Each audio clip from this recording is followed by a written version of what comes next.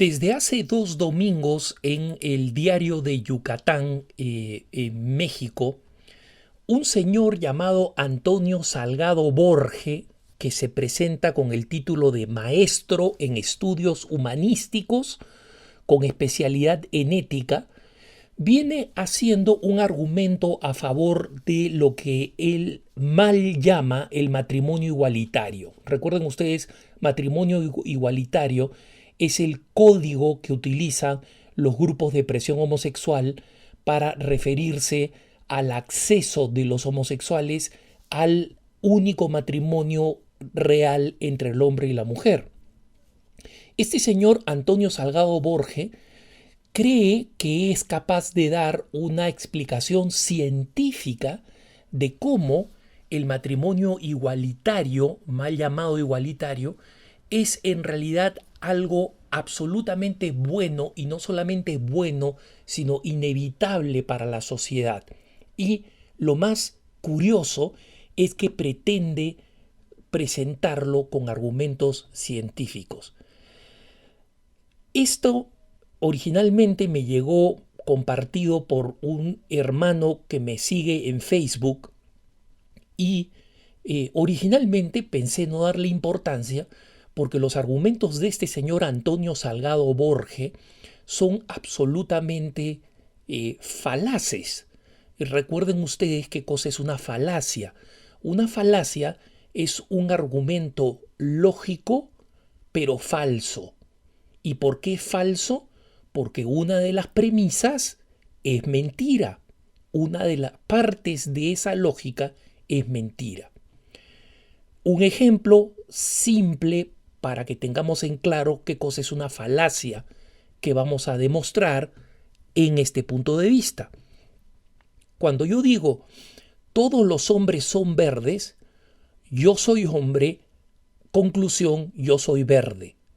La lógica es correcta, pero la conclusión es falsa. ¿Por qué? Porque hay una premisa que es mentira, y es que todos los hombres son verdes.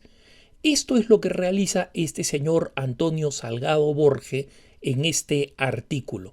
Y voy avanzando punto por punto en el artículo sin ningún artificio literario para que las respuestas a las falacias de este señor Salgado Borge queden claras por sí mismas y no por ejercicios retóricos, ¿no? Comienza diciendo el señor Salgado Borge: el paso de la humanidad sobre la Tierra ha estado acompañado de un gran proyecto ético que es eminentemente igualitario y que se basa en nuestra capacidad de ser empáticos y solidarios. Esta afirmación es una afirmación completamente caprichosa. ¿Quién dice que el paso de la humanidad sobre la Tierra ha estado acompañado de un gran proyecto ético?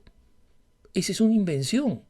El catolicismo tiene un proyecto ético, pero es un proyecto ético distinto al que tienen otras religiones, y ciertamente los ateos no tienen un proyecto ético, o tienen un proyecto ético que no se basa en los mismos principios del cristianismo. En consecuencia, no hay un gran proyecto ético en la humanidad. Y que es eminentemente igualitario es absolutamente falso. ¿Por qué?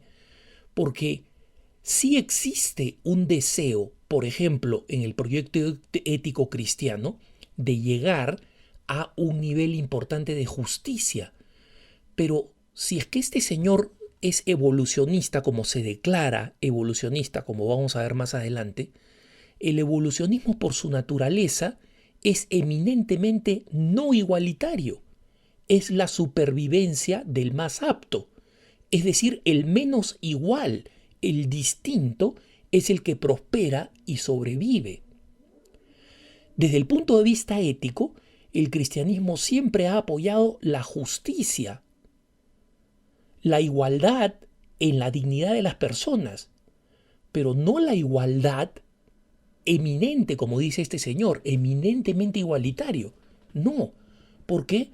Porque en el proyecto cristiano siempre se ha destacado al creativo, al líder, al santo, al que se distingue de los demás, y se le reconoce su grandeza.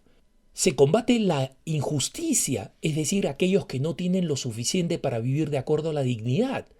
Pero la dignidad no nos hace iguales ante los ojos de Dios, pero no nos hace iguales en el mundo. Como dice el mismo apóstol San Pablo, unos son profetas, otros hablan en lenguas, cada uno hace de acuerdo a sus propios dones y carismas. La figura del cuerpo también utilizada por San Pablo. Unos son brazo, otros son ojo, otros son pierna, y nadie puede rechazar uno al otro, pero no somos iguales. No existe un proyecto eminentemente igualitario en la naturaleza y en la sociedad, ¿no? Cuando nuestra sociedad, sigue diciendo el señor Salgado Borges después de esta primera mentira, cuando nuestras sociedades modifican sus instituciones o creencias para facilitar el desarrollo de estas capacidades, que están estrechamente relacionadas con el reconocimiento de los iguales como iguales, progresamos éticamente. No es cierto. Cuando reconocemos a los iguales como iguales, progresamos, es verdad, pero también cuando reconocemos a los desiguales como desiguales.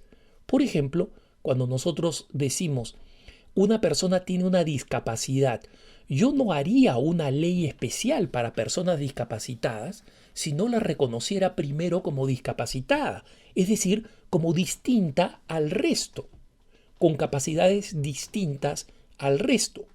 No crearía una sociedad donde existe el interés si no hubiera mérito, es decir, como recompensa al esfuerzo, a la creatividad, a la distinción, existe un mérito adicional y eso hace que cada uno busque ser mejor y en consecuencia distinto. El señor sigue diciendo, aquí el señor Antonio Salgado Borges sigue diciendo, la más importante línea de defensa de los opositores a los matrimonios igualitarios, es decir, se refiere a los matrimonios homosexuales, es la naturaleza. Y es verdad, nosotros efectivamente asumimos que la naturaleza es el principal testigo de que el matrimonio no puede ser entre dos hombres o entre dos mujeres. Pero él sigue diciendo lo siguiente, para entender de dónde viene esta idea, es preciso recordar que los intentos de derivar normas morales de la naturaleza no son nuevos. Efectivamente, señor Salgado Borges, no son nuevos, son tan viejos como la naturaleza. Pero el señor Salgado Borges dice, la secularización del poder político y la separación entre Iglesia y Estado en Occidente llevó a que muchas normas religiosas fueran naturalizadas para encajar en el nuevo contexto.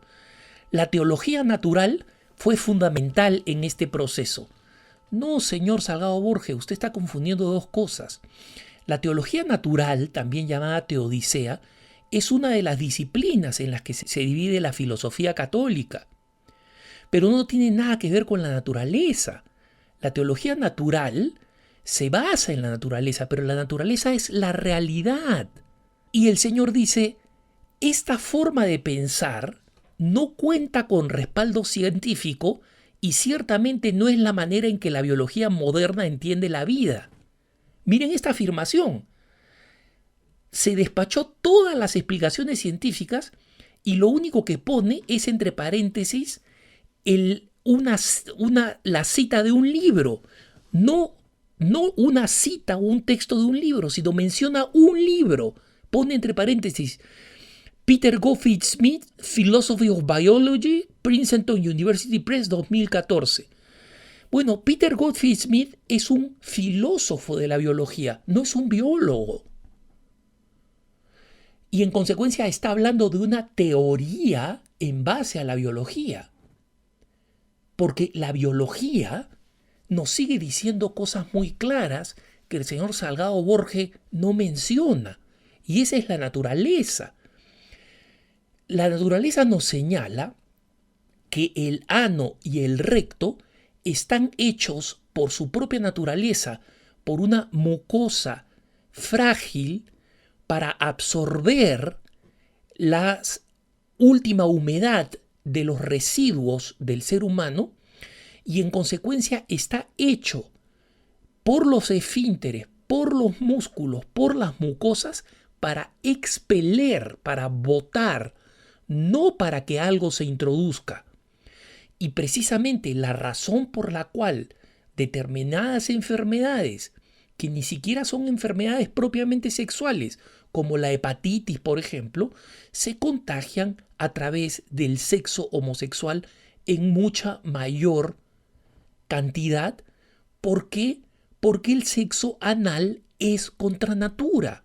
El conducto vaginal y el útero, en cambio, son órganos que están hechos para recibir, que están hechos precisamente para la penetración y tienen una capacidad de prevenir enfermedades, de aislar y proteger el resto del cuerpo de la mujer de una manera especial. Esa es la naturaleza. Esa no es teología natural. Eso no se enseña en teodicea, en teología natural. Eso se enseña en biología. Eso se enseña en anatomía.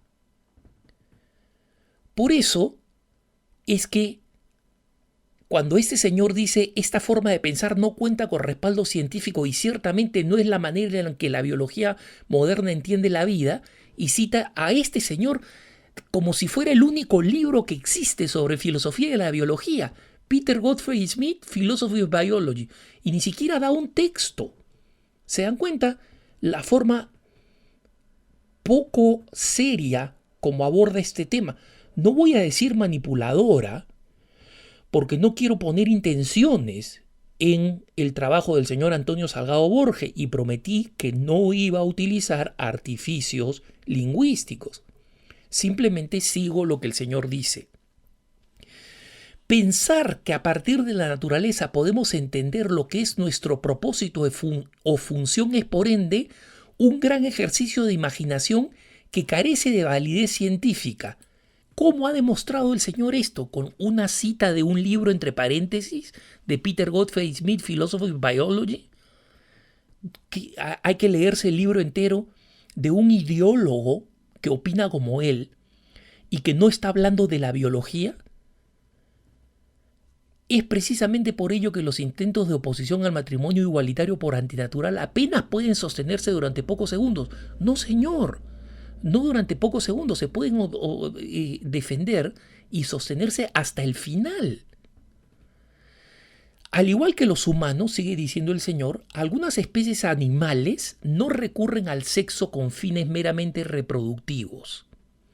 Los bonobos son unos tipos de chimpancé, por citar el ejemplo más cercano a los seres humanos, se involucran en relaciones sexuales con machos y hembras a fin de socializar o solucionar posibles conflictos.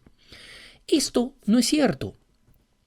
Estos chimpancés, en primer lugar, no todos los observadores coinciden en que existen un tejido de relaciones sexuales y homosexuales supuestamente para socializar o solucionar posibles conflictos. Esa es una interpretación y no es la interpretación predominante.